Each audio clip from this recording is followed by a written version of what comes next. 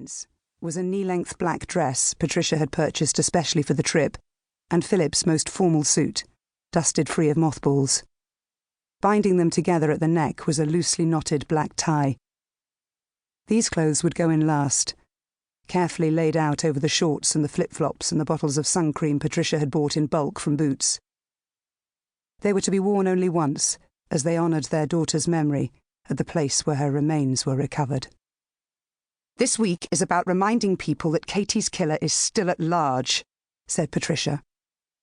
Philip was suddenly assailed by a memory of the four of them sitting at a table at that lovely Italian restaurant on the seafront, faces tinged pink from too much sun.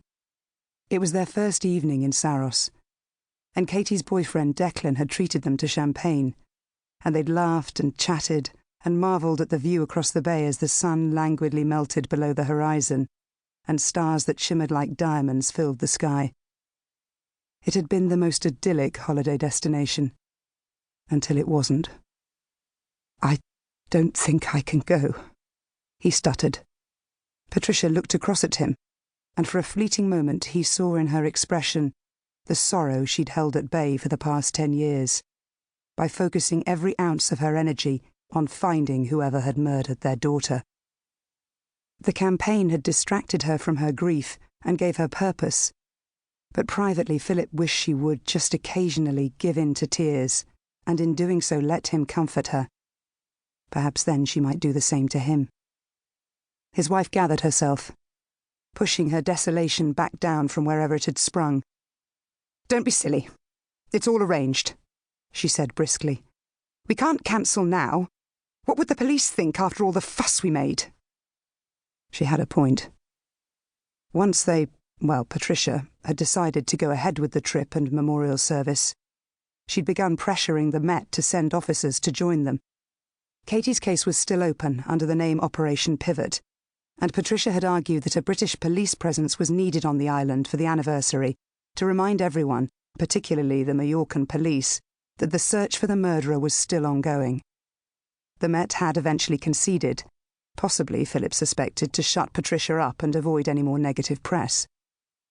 Indeed, Philip was quite certain Operation Pivot only continued because of Patricia and her previous standing as one of the highest-ranking female officers in the Met.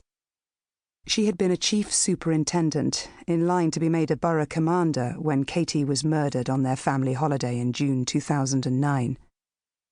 Returning after an extended period of compassionate leave, she found she couldn't pretend to care about solving other crimes, while their daughter's death remained a mystery, and had accepted early retirement.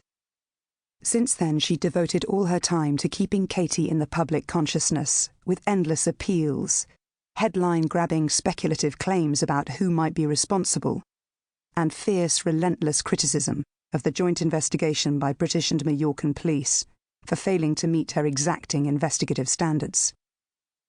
However, in spite of her exhaustive efforts, the ranks of Operation Pivot had dwindled from the dozens of officers deployed at the start.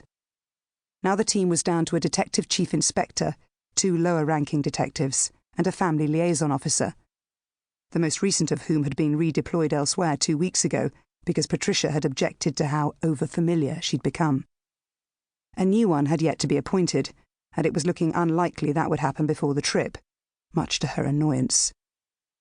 "Have you dug your passport out?" she asked, the change in subject signalling that for her the matter of Philip not going to Majorca was now resolved. "Put it on the bed with mine." With a resigned sigh, he began rooting around in his bedside table for it. The landline phone on Patricia's side started to ring, and she snatched up the receiver. "The Pope residence?" she said officiously. Philip paid no attention to the conversation until his wife remarked, "This is rather out of the blue. Why now, Declan?"